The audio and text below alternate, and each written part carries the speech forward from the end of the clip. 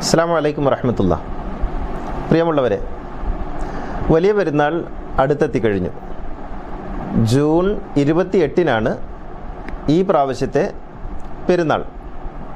പെരുന്നാളുമായി ബന്ധപ്പെട്ട് ഉളുഹിയ്യത്ത് അഥവാ ബലിയറുക്കൽ എന്ന പേരിൽ അറവിനുള്ള മൃഗങ്ങളും എല്ലാ നാടുകളിലും എത്തിത്തുടങ്ങി. അറവ് ഒരു ആഘോഷമായി, ഉത്സവമായി കൊണ്ടാടുക എന്നുള്ളത് പെരുന്നാളിൻ്റെ ഒരു അവിഭാജ്യ ഘടകമാണ് എന്ന് ധരിച്ചിട്ടുള്ള വിശ്വാസി സമൂഹം അതിനുവേണ്ടി തങ്ങൾ അധ്വാനിച്ചുണ്ടാക്കിയ പണം യഥേഷ്ടം ചെലവഴിച്ചു കൊണ്ടിരിക്കുന്നു.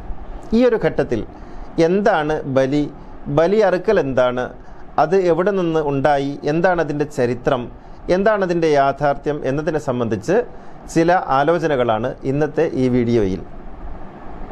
ബലിയറുക്കൽ എന്ന പേരിൽ എല്ലാ വർഷവും 100 കണക്കിന് മൃഗങ്ങളെയാണ് ഓരോ മഹല്ലുകളിലും അറുത്ത് കൊണ്ടിരിക്കുന്നത്. അത് മുഖാന്തരം വീടുകളിൽ മാംസം എത്തിക്കുന്നുണ്ട്. അതൊരു ഗുണപരമായ വശം തന്നെയാണ്. പക്ഷേ ഇവിടെ ആലോചിക്കേണ്ടത് പുണ്യമെന്ന നിലയ്ക്ക് അറവ് എന്നത് എത്രത്തോളം ഇസ്ലാം പ്രോത്സാഹിപ്പിക്കുന്നുണ്ട് എന്നുള്ളതാണ്. ബലിയറുക്കുക എന്നുള്ളത് ഖുർആനികമായി നിലനിൽക്കുന്ന അല്ലെങ്കിൽ ഖുർആനികമായി അനുശാസിക്കപ്പെട്ട ഒരു വ്യക്തമായ ആരാധനയല്ല എന്ന് ആദ്യം മനസ്സിലാക്കേണ്ടതുണ്ട്. സൂറത്തുൽ കൗസറിൽ ഫസല്ലി ലിറബ്ബിക വൻഹർ എന്ന് പറഞ്ഞിടത്ത് വൻഹർ എന്ന് പറഞ്ഞത് അറവിനെ സംബന്ധിച്ചാണ്, ബലിയറുക്കുന്നതിനെ സംബന്ധിച്ചാണ് എന്ന ഏക വ്യാഖ്യാനമാണ് അതുമായി ബന്ധപ്പെട്ട് നിലവിലുള്ളത്. നേർക്കുനേരെ അതിൻ്റെ അർത്ഥമോ ആ പദമോ ബലിയറുവുമായി ബന്ധപ്പെട്ട് ഉപയോഗിക്കുന്നതേ അല്ല. അതിൻ്റെ വ്യാഖ്യാനത്തിൽ പെരുന്നാൾ നിസ്കാരം കഴിഞ്ഞ് ബലിയറുക്കണം എന്നാണ് അതുകൊണ്ട് ഉദ്ദേശിക്കുന്നത് എന്ന് വ്യാഖ്യാനിച്ചുകൊണ്ടാണ് ഖുർആനിൽ ഇതിന് അടിസ്ഥാനം കാണാൻ, ഇത് നിർബന്ധമാണെന്നോ അല്ലെങ്കിൽ ഇത് വളരെയധികം പ്രോത്സാഹിപ്പിക്കപ്പെടേണ്ട ആരാധനയാണെന്നോ പറയുന്ന ആളുകൾ പറയുന്ന ഏക തെളിവ് അതുമാത്രമാണ്. ഇനി നമുക്ക് എന്താണ് ബലിയുടെ യാഥാർത്ഥ്യം എന്ന് നോക്കാം. ബലി അറുക്കുക എന്നത് ഒരു പ്രയോഗം മാത്രമാണ്. ബലി എന്നാണ് സാധാരണ ഈ കർമ്മത്തിന് പറയുക. ബലി എന്നാൽ അറവല്ല എന്നുള്ളതാണ് വസ്തുത. എല്ലാ മതങ്ങളിലും ബലിയുണ്ട്. ആ ബലി അറവല്ല, സമർപ്പണമാണ്. ഇബ്രാഹിം നബി മകനെ ബലി അറുത്തു എന്നത് ഇബ്രാഹിം നബി മകനെ സമർപ്പിച്ചു എന്ന അർത്ഥത്തിലാണ് മനസ്സിലാക്കേണ്ടത്. ഖുർആൻ അങ്ങനെ തന്നെയാണ് പറയുന്നത്. ഖുർആനിൽ ഇബ്രാഹിം നബി മകനെ നിന്നെ ഞാൻ ബലി നൽകുന്നത് സ്വപ്നം കണ്ടു എന്ന് പറയുമ്പോൾ അവിടെ ബലി നിന്നെ ഞാൻ സമർപ്പിക്കുന്നത് സ്വപ്നം കണ്ടു എന്നാണ്. ബൈബിളിൽ അങ്ങോളം ഇങ്ങോളം ബലിയെക്കുറിച്ചുള്ള പരാമർശങ്ങൾ കാണാം. ആ പരാമർശങ്ങളെല്ലാം സമർപ്പിക്കുക എന്ന അർത്ഥത്തിലാണ്. ഇപ്പോഴും ബലി കർമ്മങ്ങളുണ്ട് ചർച്ചുകളിലൊക്കെ. നിങ്ങൾ മിക്കവാറും ചില ചർച്ചുകളുടെയൊക്കെ പുറത്ത് എഴുതി വെച്ചിട്ട് കാണാം ദിവ്യബലി 7 മണിക്ക് അല്ലെങ്കിൽ ദിവ്യബലി 7:30. അതിൻ്റെ അർത്ഥം അന്ന് അവിടെ ആരെയെങ്കിലും പിടിച്ച് അറുക്കുന്നുവെന്നോ അല്ലെങ്കിൽ ഏതെങ്കിലും ഒരു മൃഗത്തെ അറുക്കുന്നുവെന്നോ അല്ല. അത് ഒരു ആരാധനാ ചടങ്ങ് എന്ന അർത്ഥത്തിലാണ് പറയുന്നത്. നമ്മളെല്ലാവരും നിസ്കാരത്തിൽ പ്രാർത്ഥിക്കാറുണ്ടല്ലോ, ഇന്ന സ്വലാത്തി വനുസുഖി വ മഹ്യായ വ മമാത്തി ലില്ലാഹി റബ്ബിൽ ആലമീൻ. നാഥ, എൻ്റെ എല്ലാ കർമ്മങ്ങളും എൻ്റെ സമർപ്പണവും, നുസുക്ക് എന്ന് പറയുന്നത് സമർപ്പണമാണ്, എൻ്റെ എല്ലാ പ്രാർത്ഥനകളും എൻ്റെ കർമ്മങ്ങളുമെല്ലാം എൻ്റെ സമർപ്പണവുമെല്ലാം നിനക്കുള്ളതാകുന്നു. ഇവിടെ നുസുക്ക് എന്ന് പറഞ്ഞാൽ അറവ് എന്ന അർത്ഥത്തിലല്ല എന്ന് എല്ലാവരും ഒത്തുസമ്മതിക്കുന്ന ഒരു സംഗതിയാണ്. അത് തന്നെയാണ് മറ്റ് ബലി എന്ന പ്രയോഗങ്ങളിലൊക്കെയും ഉള്ളടങ്ങിയിട്ടുള്ളത്. അവിടെ അറവില്ല. ഇനി ഇതിൻ്റെ നിയമപരമായ വസ്തുതകളിലേക്ക് നോക്കുക. ആരാധന എന്നത് 2 തരത്തിലുണ്ട്. ഒന്ന്, മാറ്റങ്ങൾക്കൊന്നും വിധേയമാകാത്ത ആരാധന, തൗഖീഫി എന്നാണ് ഇതിന് പറയുക. അതായത് എന്താണോ കൽപ്പിക്കപ്പെട്ടിട്ടുള്ളത് അപ്രകാരം ചെയ്യേണ്ടത്.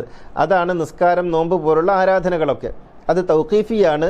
അത് ഗവേഷണാത്മകമല്ല. ഗവേഷണം ചെയ്തിട്ട് പ്രത്യേകിച്ച് കാര്യമില്ല. അതിലൊന്നും മാറ്റം വരുത്തേണ്ടതുമില്ല. അത് അങ്ങനെ തന്നെ തുടരേണ്ടതാണ്. മറ്റൊരു ആരാധനാ രീതിയുണ്ട്.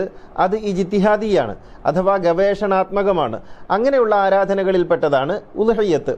അത് കാലാനുസൃതമായി സമൂഹത്തിന് എന്താണോ ആവശ്യമായിട്ടുള്ളത് അത് നിർവഹിക്കണം.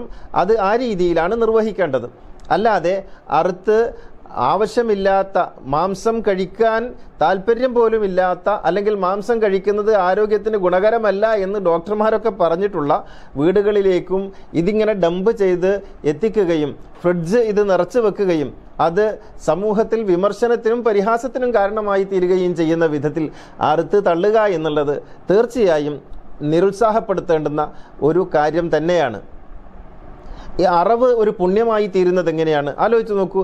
അള്ളാഹുവിൻ്റെ ഒരു സൃഷ്ടിയാണ് മനുഷ്യൻ. അള്ളാഹുവിൻ്റെ ഒരു സൃഷ്ടിയാണ് ഈ മൃഗം. ഈ മൃഗത്തെ, തൻ്റെ സൃഷ്ടിയായ ഒരു മൃഗത്തെ അറുത്ത് അതിൻ്റെ രക്തം ഒഴുകുന്നത് കണ്ട് താൻ ഈ മനുഷ്യനിൽ സംതൃപ്തനാകുമെന്ന് പറയുമ്പോൾ ആ ദൈവസങ്കല്പത്തിൽ എത്രമാത്രം ക്രൂരതയാണ് ഉള്ളടങ്ങിയിട്ടുള്ളത്. ആലോചിച്ച് നോക്കൂ. ദൈവം കാരുണ്യവാനാണ്, ബിസ്മില്ലാഹിർ റഹ്മാനിർ റഹീം, കരുണാവാനായ ദൈവത്തിൻ്റെ നാമത്തിൽ എന്നൊക്കെ പറയുമ്പോൾ ഈ കാരുണ്യം ഈ മൃഗത്തിന് എങ്ങനെയാണ് ഉൾക്കൊള്ളാൻ സാധിക്കുന്നത്? ഇനിയൊരു കാര്യമുണ്ട്. ഇത് പറയുമ്പോൾ ചില ആളുകളൊക്കെ ചോദിക്കും, മുസ്തഫ മൗലവി മാംസാഹാരിയാണല്ലോ, അവിടെ എന്താണ് കാരുണ്യം? ആഹാരത്തിന് വേണ്ടിയുള്ള അറവും അതുപോലെ പുണ്യം പ്രതീക്ഷിച്ചുള്ള അറവും രണ്ട് തരത്തിലാണ് മനസ്സിലാക്കേണ്ടത്. ആഹാരത്തിന് വേണ്ടി ഈ ലോകത്ത് ജീവികളെ വേട്ടയാടുന്നത് സാധാരണമാണ്. മൃഗങ്ങളെ വേട്ടയാടുന്നു. എന്നാൽ പുണ്യത്തിന് വേണ്ടി കൊല്ലുക എന്നുള്ളത്, പുണ്യത്തിന് വേണ്ടി ഇതിന് ഈ ബലിപെരുന്നാളുമായി ബന്ധപ്പെട്ടുള്ള പ്രഭാഷണങ്ങൾ കേൾക്കേണ്ടതാണ്. ഇതിൽ നിന്ന് ചീറ്റുന്ന രക്തത്തിൻ്റെ കണക്കനുസരിച്ച്, ഇതിനെ അറുക്കുന്നതിനനുസരിച്ച് ഇങ്ങനെയൊക്കെയാണ്. അറേബ്യൻ നാടുകളിൽ ചിലയിടത്തൊക്കെ ഇതിൻ്റെ രക്തം വസ്ത്രത്തിൽ പുരളുക എന്നത് ഒരു പുണ്യമായി കരുതുന്നുണ്ട്. എന്ന് വെച്ചാൽ ക്രൂരമായ മാനസികാവസ്ഥ സൃഷ്ടിക്കുകയാണ് ഇത്തരം പുണ്യ അറവുകളിലൂടെ സംഭവിക്കുന്നത്. ഇത് ഇസ്ലാമികമല്ല, അള്ളാഹു ഉദ്ദേശിച്ച കാര്യമല്ല. ഇബ്രാഹിം നബിയുടെ ചരിത്രവുമായി ബന്ധപ്പെട്ടാണ്. അങ്ങനെയാണെങ്കിൽ നാം ബലിയെറുക്കേണ്ടത് ആടിനെയല്ലേ? കാരണം അവിടെ ആടിനെ കൊടുത്തു എന്നാണല്ലോ തഫ്സീറുകളിലൊക്കെ നമുക്ക് കാണാൻ കഴിയുന്നത്. ആടിനെ പകരമായി കൊടുത്തു. അവിടെ ഖുർആനിൽ ആട് എന്നോ പോത്തെന്നൊന്നും പറയുന്നില്ല, ആടിനെ പകരമായി കൊടുത്തു. അങ്ങനെയാണെങ്കിൽ ആട്ടിനെയല്ലേ ബലിയെറുക്കേണ്ടത്? ഒട്ടകത്തെയും പോത്തിനെയും പശുവിനെയും ബലിയെറുക്കുന്നതിന് ന്യായമില്ലല്ലോ. അവിടെ മാറ്റം വരുത്തുന്നുണ്ടല്ലോ. ഇനി ഇതിനൊക്കെ അപ്പുറത്ത് ഇതൊക്കെ അങ്ങ് ഒഴിവാക്ക്. നാം നമ്മുടെ കേരളത്തിലേക്ക് വരിക. 2018 ഫ്ലഡ് സമയത്ത് നമ്മുടെ കേരളത്തിലെ മുസ്ലിം മതസംഘടനകൾ, മുജാഹിദ്, ജമാഅത്തെ ഇസ്ലാമി മുതലായ എല്ലാ സംഘടനകളും അന്ന് സമൂഹത്തോട് പറഞ്ഞൊരു കാര്യമുണ്ട്. ഇപ്രാവശ്യത്തെ നമ്മുടെ ഉദഹിയത്ത് മുഖ്യമന്ത്രിയുടെ ദുരിതാശ്വാസ നിധിയിലേക്കാണ് കൊടുക്കേണ്ടത്. അല്ലെങ്കിൽ ഇപ്രാവശ്യത്തെ ഉദഹിയത്ത് നിങ്ങൾ ക്യാമ്പുകളിൽ കഴിയുന്ന ദുരിതബാധിതർക്കാണ് എത്തിക്കേണ്ടത്. അത് നമ്മുടെ ഉദഹിയത്ത് അങ്ങനെയാണ് ഇപ്രാവശ്യം നാം കാണിക്കേണ്ടത്, സമർപ്പിക്കേണ്ടത് എന്ന് പറഞ്ഞിരുന്നല്ലോ. അന്ന് ഏതായിരുന്നു ഇസ്ലാം? അന്ന് എവിടെ നിന്നായിരുന്നു ഈ ഫത്വ കിട്ടിയത്? ആ ഫത്വ അന്നത്തെ 2018 മാത്രം പരിമിതമാണ് എന്നെങ്ങനെയാണ് പറയുന്നത്? 2018 ആ ഫത്വ അതിന് മുമ്പും ബാധകമാണ്, അതിൻ്റെ ശേഷവും ബാധകമാണ്. അത് ഫ്ലഡുമായി മാത്രം ബന്ധപ്പെട്ടതല്ലല്ലോ. ഈ ലോകത്ത് എന്തൊക്കെ ദുരിതങ്ങൾ അനുഭവിക്കുന്നവരുണ്ട്. ആ അനുഭവിക്കുന്നവർക്ക് സാന്ത്വനമായി നമ്മുടെ ഉദഹിയത്തിൻ്റെ സംഖ്യ, അതിന് ചെലവഴിക്കുന്ന പണം എത്തിക്കാൻ സാധിക്കുമെങ്കിൽ അതല്ലേ നല്ലത്? അതാണല്ലോ ചെയ്യേണ്ടത്. അല്ലാതെ അറുത്ത് തള്ളുക, രക്തം കാണിക്കുക, എന്നിട്ട് പുണ്യം നേടുക എന്ന പ്രാകൃതമായ, കാരുണ്യവുമായി യാതൊരു ബന്ധവുമില്ലാത്ത ക്രൂരമായ പുണ്യകർമ്മം എന്ന നിലക്ക് കരുതപ്പെടുന്ന ഈ പ്രവൃത്തി നാം ആലോചിക്കേണ്ടത് ഒരു മാനവികമായ ഒരു മതത്തിന് ചേർന്നതല്ല. തീർച്ചയായും ഇസ്ലാം അത് പ്രോത്സാഹിപ്പിക്കുന്നില്ല. എല്ലാത്തരം ദിവ്യബലികളെയും, എല്ലാത്തരം പുണ്യബലികളെയും, എല്ലാത്തരം ആരാധനാപരമായ അറിവുകളെയും നിരാകരിക്കുകയാണ് ഖുർആൻ ചെയ്യുന്നത്. സൂറ മാഇദയിൽ അത് പല വിധത്തിൽ ഖുർആൻ പറയുന്നുണ്ട്. അതുകൊണ്ട് പുണ്യം പ്രതീക്ഷിച്ച് ഏതെങ്കിലും ഒരു മൃഗത്തെ കൊല്ലുക എന്നുള്ളത്, അറക്കുക എന്നുള്ളത് പുണ്യമല്ല, അത് പാപമാണ്. അങ്ങനെ അള്ളാഹു കൽപ്പിക്കുകയില്ല, അള്ളാഹു കൽപ്പിച്ചിട്ടുമില്ല. അതുപോലെ 2018 ഫ്ലഡ് സമയത്ത് ഈ മുസ്ലിം സംഘടനകളും ആ സംഘടനകളുടെ നേതാക്കളും പണ്ഡിതന്മാരും എല്ലാം പറഞ്ഞ ഫത്വ, ആ ഫത്വ 2018 മാത്രം അള്ളാഹു ഇറക്കിക്കൊടുത്തതാണ് എന്ന് കരുതാൻ ന്യായമില്ല.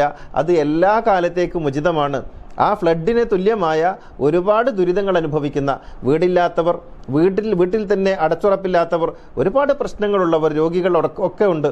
അവർക്കൊക്കെയും ഈ ഉദഹയ്യത്തിൻ്റെ പണം അവർക്ക് അനുഭവിക്കാൻ കഴിയുന്ന വിധത്തിൽ ചെലവഴിക്കേണ്ടതുണ്ട്. അപ്പോൾ പറയും ചാരിറ്റി പ്രവർത്തനങ്ങൾക്ക് നമ്മൾ ഒരുപാട് ചെയ്യുന്നുണ്ടല്ലോ. ഒരുപാട് ചെയ്യുന്നുണ്ട്, അതൊന്നും മതിയാകുന്നില്ല, ഇനിയും ഒരുപാട് വേണം.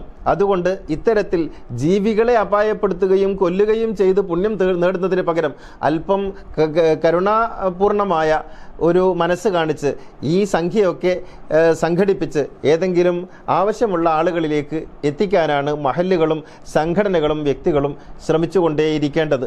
അതാണ് പുണ്യകരമായിട്ടുള്ളത്. മറ്റൊന്ന്, അറക്കുക എന്നുള്ളത് ഒരു കുറ്റകരമായ സംഗതി ഒന്നുമല്ല എന്നതിനാൽ ഒരു മഹലിൽ വേണമെങ്കിൽ ഒരു ഉരുവിനെ അറുത്ത് പ്രതീകാത്മകമായി അതിനെ കാണാവുന്നതാണ്. അങ്ങനെ അറവ് എന്നുള്ളതിൽ നിന്ന് ഒരു മനസ്സ് മാറ്റാൻ പ്രയാസമാണെങ്കിൽ ഒരു മഹലിൽ ഒരു ഉരുവിനെ അറുത്ത് നമ്മുടെ ആ ഒരു തൃഷ്ണ ശമിപ്പിക്കുകയും എന്നിട്ട് ബാക്കിയുള്ള പണമെല്ലാം ആവശ്യക്കാർക്ക് എത്തിച്ചു കൊടുക്കുകയും ചെയ്യുന്ന രീതിയിൽ ഇതിനെ പുനഃക്രമീകരിക്കേണ്ടതുണ്ട്. അങ്ങനെ പുനഃക്രമീകരിച്ചില്ലെങ്കിൽ ഈ സമ്പ്രദായം സമൂഹത്തിൽ വലിയ തോതിലുള്ള തെറ്റായ ധാരണകൾ ഉണ്ടാക്കിയെടുക്കുകയും ക്രൂരമായ ഒരു മതമാണ് ഇസ്ലാം എന്ന് സമൂഹത്തിന് തെറ്റായ സന്ദേശം നൽകുകയും ചെയ്യും എന്ന് നാം ഓർക്കേണ്ടതുണ്ട്. കാരുണ്യത്തിൻ്റെ മതമാണ് ഇസ്ലാമെങ്കിൽ കാരുണ്യമാണ് എല്ലാറ്റിലും തെളിഞ്ഞു കാണേണ്ടത്. ഇവിടെ ചോദിക്കുന്നൊരു ചോദ്യമുണ്ട്, അള്ളാഹുവിനില്ലാത്ത കാരുണ്യം എന്തിനാണ് ഈ മൗലവിക്ക്? പ്രവാചകനില്ലാത്ത കാരുണ്യം എന്തിനാണ് ഈ മൗലവിക്ക്? അള്ളാഹുവും പ്രവാചകനും കൽപ്പിച്ചതല്ല ഇത് എന്നാണ് ഞാൻ പറയുന്നത്. അള്ളാഹു ഇങ്ങനെ കൽപ്പിച്ചിട്ടില്ല, പ്രവാചകൻ ഇങ്ങനെ കൽപ്പിച്ചിട്ടില്ല. അങ്ങനെ കൽപ്പിച്ചു എന്ന് പറയുന്നതെല്ലാം ദുർവ്യാഖ്യാനമാണ്, തെറ്റായ പ്രചാരണമാണ്. കാരുണ്യം മാത്രമാണ് ഇസ്ലാമിലുള്ളത്.